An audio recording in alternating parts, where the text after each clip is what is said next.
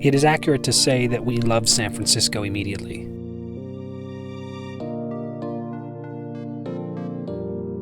We spent our first week being tourists and visiting family while the van was serviced.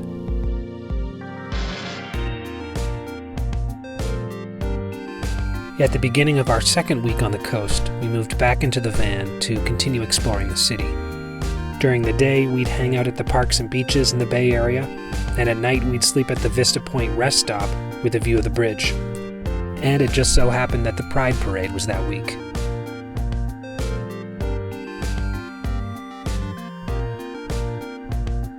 There was a lot of deliberation over our next move. We settled on Big Sur via the Pacific Coast Highway. Some nights we parked on the side of the road between Highway 1 and the ocean. The other nights we set up at proper campgrounds like Kirk Creek.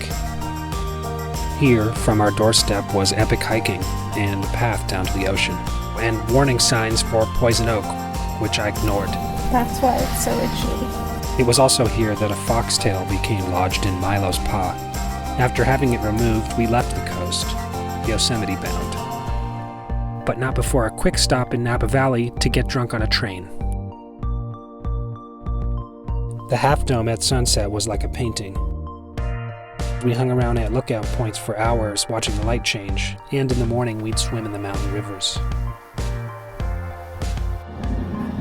Once we'd had our fill of Yosemite, we headed northwest to check out some ancient redwoods. An appropriate way to end our month in California. Hello, Oregon. As we made our way north, we spent a little time in Eugene before setting up in Portland, a city that caters to several of our interests: good coffee, great beer, and bicycle-friendly streets. While visiting cities in this part of the country, it didn't take much to find a state or county park nearby, like the day we explored Astoria by bicycle, then crossed the Columbia to stay at Cape Disappointment State Park, one of the foggiest places in the U.S., or how we stayed at Flowing Lake County Park while visiting Seattle. Traveling in the van had proven practical for both populated and remote areas. From Seattle, we headed east to Glacier National Park, home of the Going to the Sun Road, perhaps the most beautiful drive of our lives.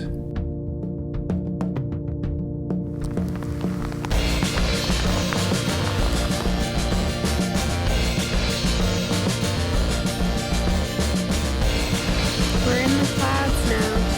We're in a cloud.